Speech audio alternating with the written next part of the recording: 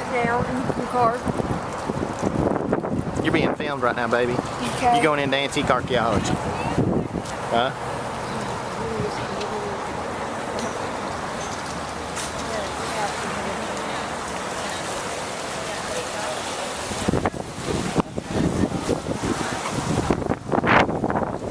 All taken off? Unless we on the road out and everything.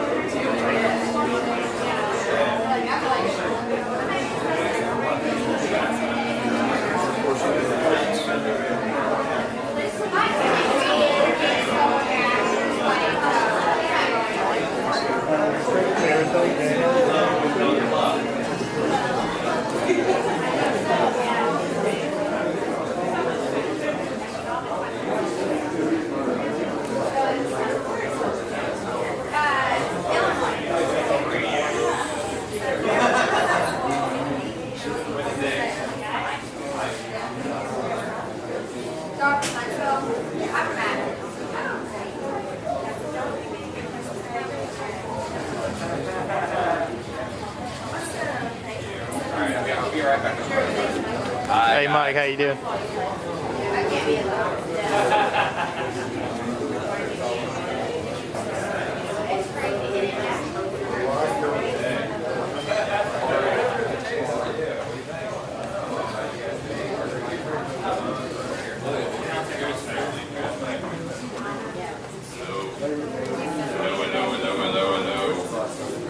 Hobo Jack, are you nervous?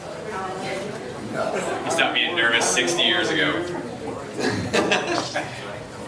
Hobo Jack's gonna be on the show again. And I was talking to him, and I told him about our store in Nashville. And he goes, I've never been to Nashville. I was like, what? A guy like you, all the miles you put in, all the windshield time, never been to Nashville. I go, you're coming to Nashville, and I'm paying for it. I want you in my store. I want you playing here. Because out of all the people that we picked, Hobo Jack has probably made the biggest impact, I think, on everyone. And from just maybe the items that you have, or the hardcore bartering that you and I were doing, or the story, or your love of Victorian antiques and your quest to save them throughout your life. The new show, and I hope you get this on there. You somersaulting out of the window of a shed is going to that's going to really make the whole program. Yeah, I crawled into one shed on Hobo Jack's property, and I couldn't get out, so I just thought I'd try to get out the window, and I ended up, like you said, somersaulting out of the window.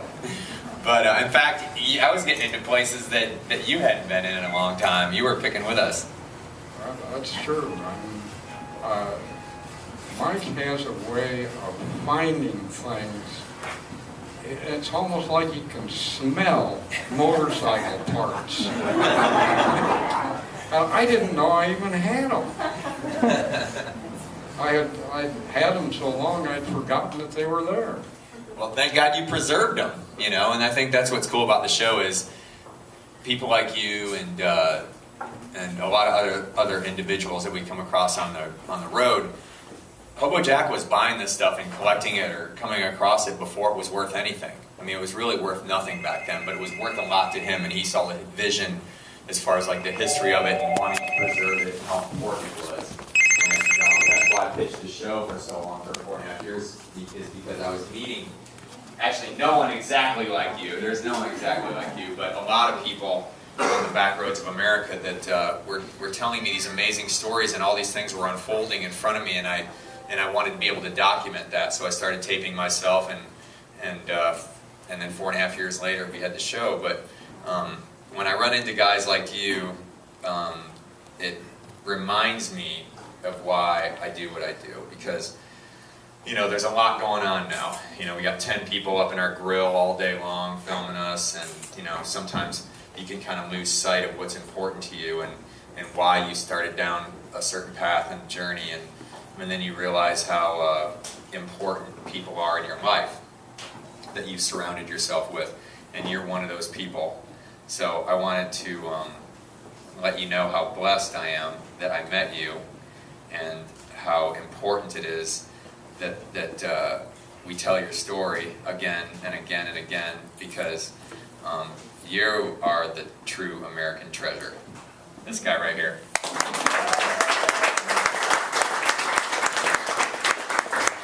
Thank you for that very generous compliment. I don't know if I really deserve it, but I do appreciate it.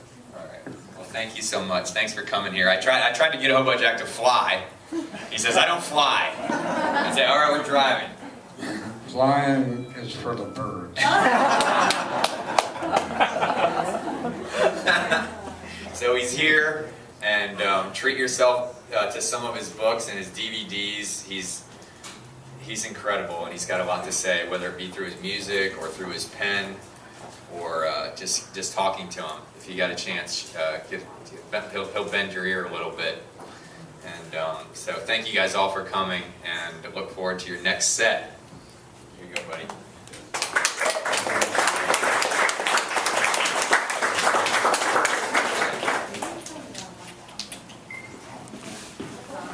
Thank you.